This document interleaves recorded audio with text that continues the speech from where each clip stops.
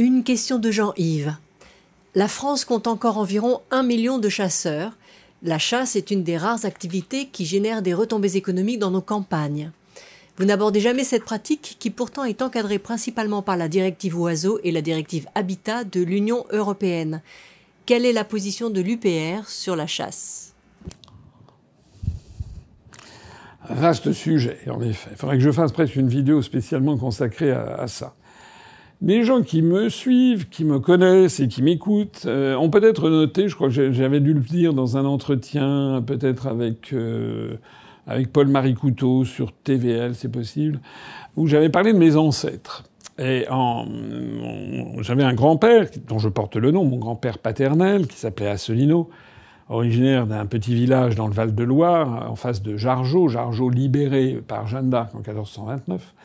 Et je sais que mon grand-père avait fait des recherches, comment dirais-je, en matière de généalogie sur nos ancêtres. Alors lui, il était remonté facilement à son propre père, qui était né en 1870 et que j'ai connu, moi, quand j'étais tout petit, quand j'avais 5-6 ans, je me rappelle, ce monsieur qui me faisait très peur, qui avait des moustaches à la Bismarck et qui était habillé tout en noir.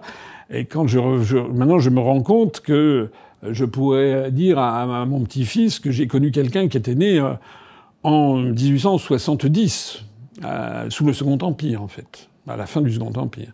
Comme quoi, l'histoire va vite.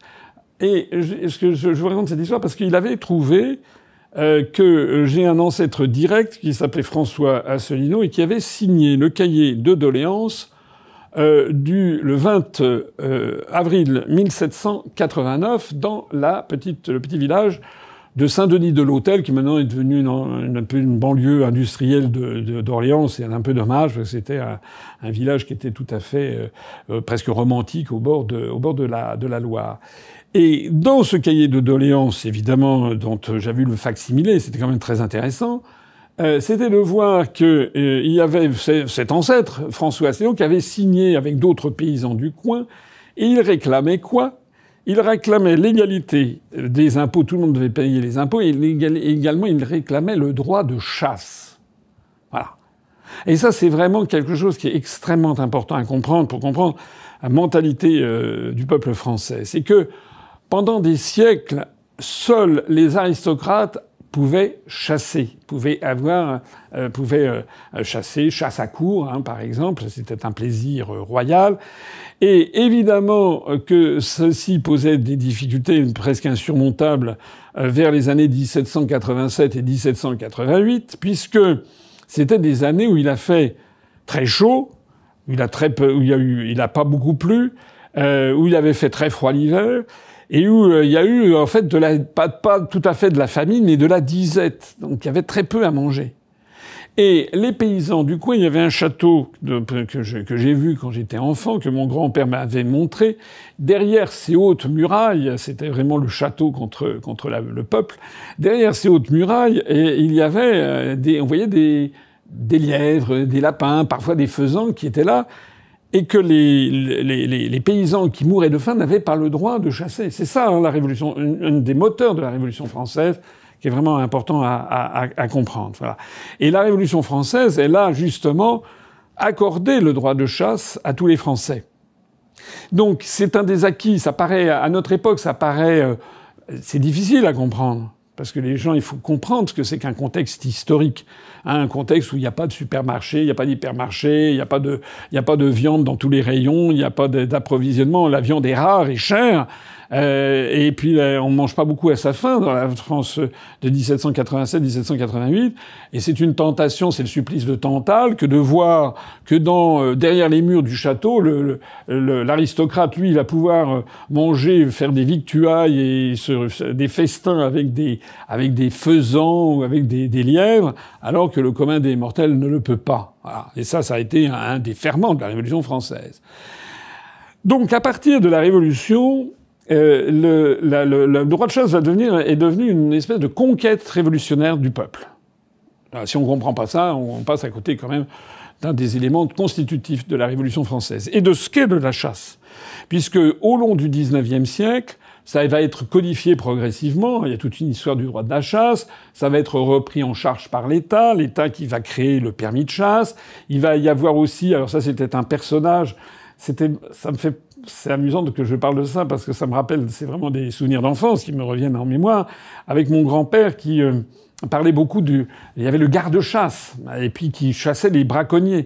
Parce que braconner, c'était maintenant, je sais pas, c'est presque personne ne pense à ça dans le monde du XXIe siècle, d'aller braconner, c'est-à-dire d'aller chasser alors qu'on n'a pas le droit. Mais c'était quelque chose dans la mentalité des paysans français du XIXe siècle, c'était très important.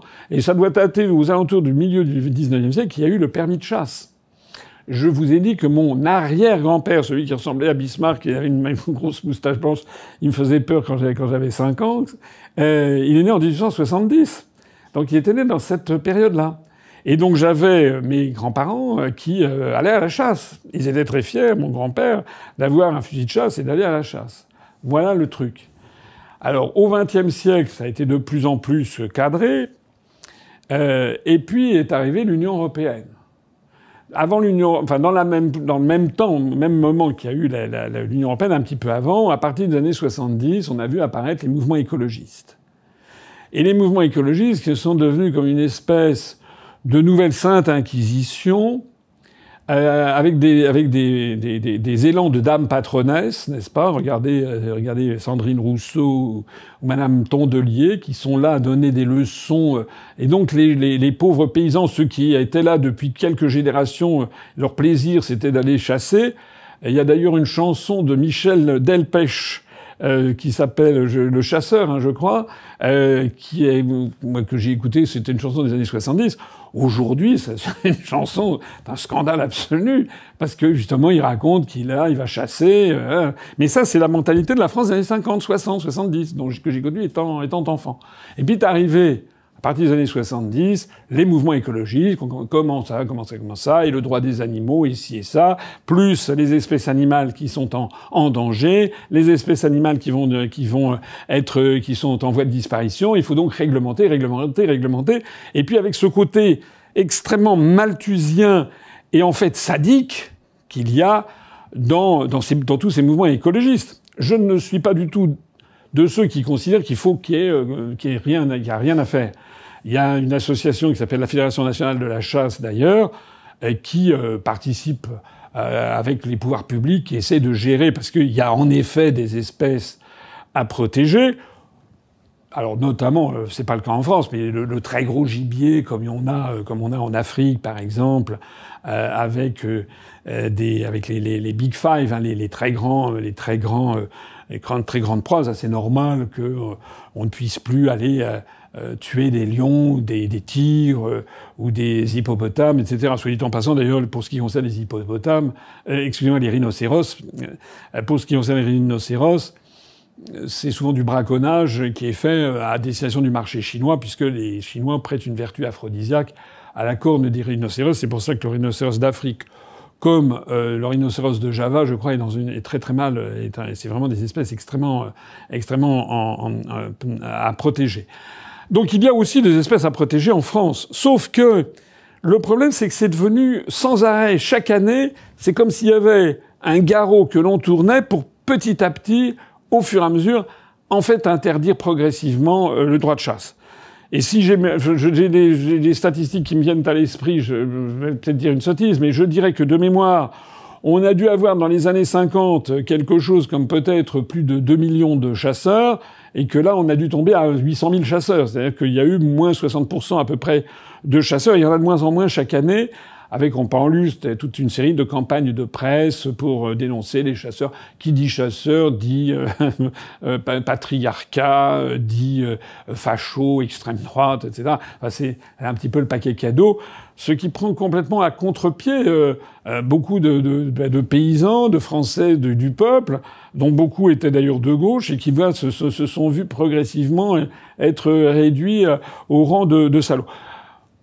Les chasseurs, ils ont un rôle social. On estime qu'il y a l'apport à l'économie est de l'ordre de, ça dépend des statistiques, c'est entre 1,8 et 2,5 ou 3 milliards d'euros annuels que le système de la chasse injecterait dans les campagnes, entre déjà le matériel de chasse, les munitions, les fusils, les bottes, les trucs, les machins, plus la circulation sur place, les gens qui, quand ils font une partie de chasse, ils font tourner dans un petit village, ils vont au restaurant du coin, ça lui apporte une bouffée d'oxygène pour continuer à survivre, et puis il y a le droit de chasse. Je crois que le permis de chasse doit rapporter rien que ça déjà plus 100 millions d'euros à l'État.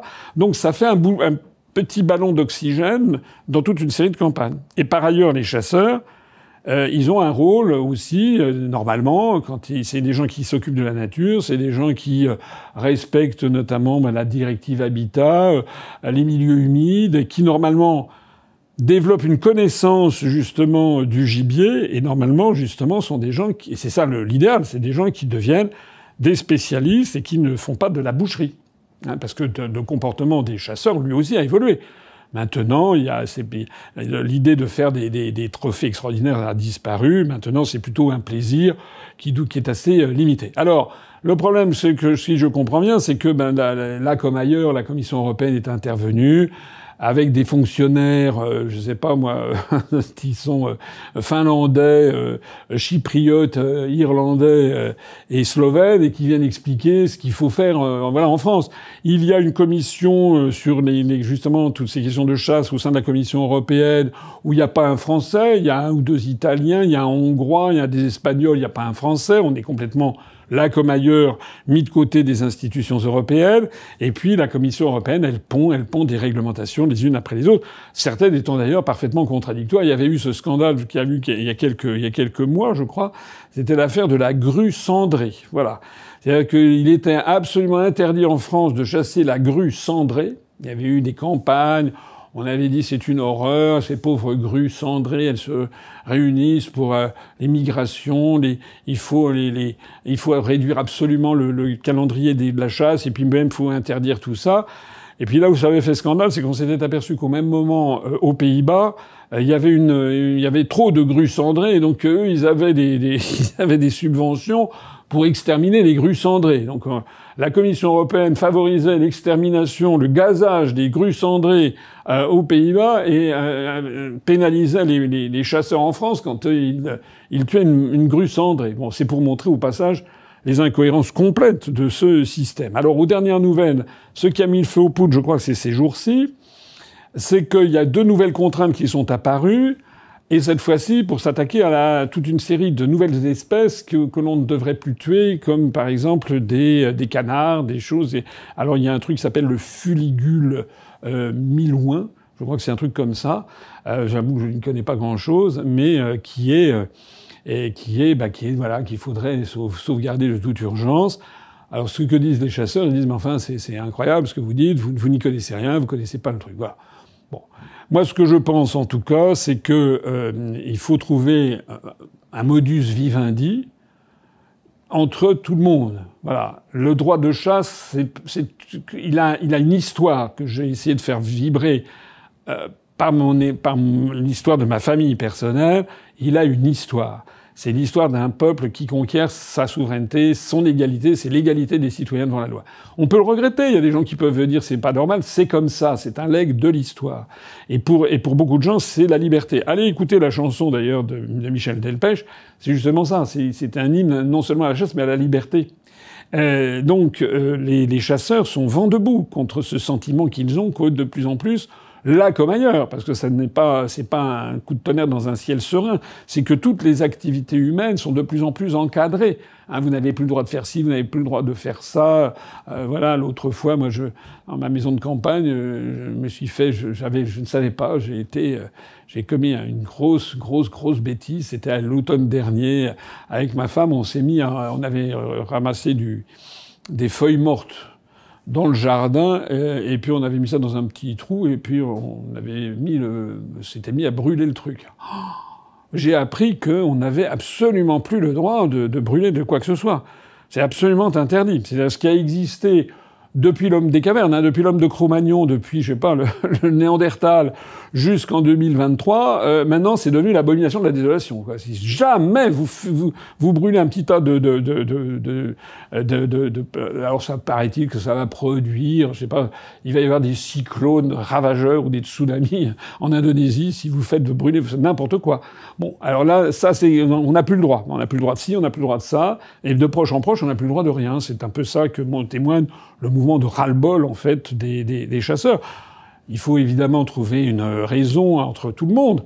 Hein, moi aussi, j'aime bien la nature. Moi aussi, je trouve qu'il faut préserver tout à faire cessante les habitats lacustres, les espèces animales, etc. Mais les chasseurs, c'est rien du tout, hein, par rapport à tout ce qui est créé par le monde contemporain. Hein. La réduction des habitats, c'est pas les chasseurs. Hein.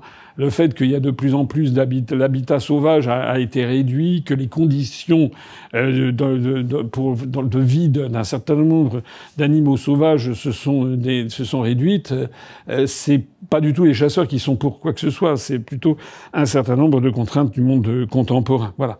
Je terminerai quand même une petite note plus. Il y a un truc qu'on voit maintenant, qu'on voyait pas quand j'étais petit. Enfin, je ne crois pas. Et les gens qui ont mon âge pourront le confirmer ou l'infirmer. Dans ma campagne, l'autre jour, justement, c'était, je sais pas, il était 7 heures du matin, et puis dans le jardin, c'est dans un village, mais il y a un côté c'est un village-rue, donc ma maison de campagne est sur le village-rue, puis l'autre côté, c'est un jardin qui descend vers une rivière, un petit ruisseau. Bien, à 6 heures du matin, dans le jardin, montant par la pente, on a vu arriver, il y avait une biche et son faon. Une belle biche, hein, c'était vraiment...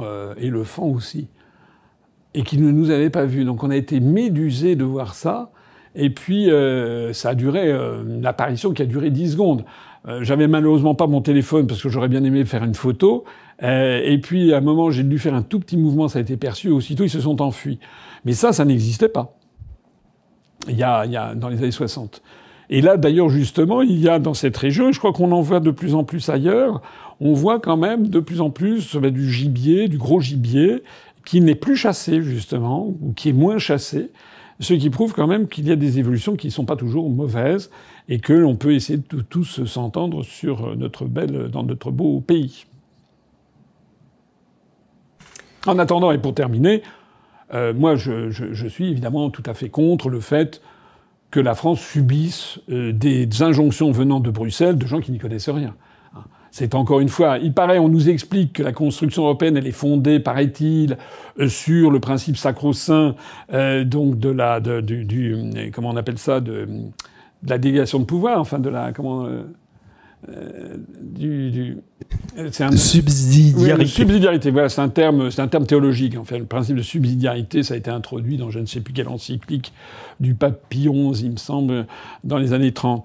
Donc, le principe de subsidiarité, on nous dit que tout ce qui peut être fait au niveau régional, au niveau national, n'a pas besoin d'être fait au niveau européen. Mais c'est tout le contraire, en fait. C'est tout le contraire. C'est quand même complètement anormal que ce soit des fonctionnaires dans un bureau à Bruxelles qui n'y connaissent strictement rien et qui donnent des injonctions comme ça qui s'étalent sur tout un continent. C'est absurde. Quand nous serons sortis de l'Union européenne, on redonnera aux chasseurs, dans un dialogue entre la Fédération nationale de la chasse et puis les autorités du ministère de l'Environnement et des associations de défense de l'environnement et des animaux, mais on fera des dialogues et on essaiera de bâtir des politiques au niveau national sans qu'il y ait le grain de sel venu de Bruxelles qui d'un seul coup défend la nature mais qui à d'autres moments promeut les OGM, promeut le Roundup de Monsanto et compagnie. Donc ça ils ont une politique à géométrie variable sur toutes ces questions d'environnement.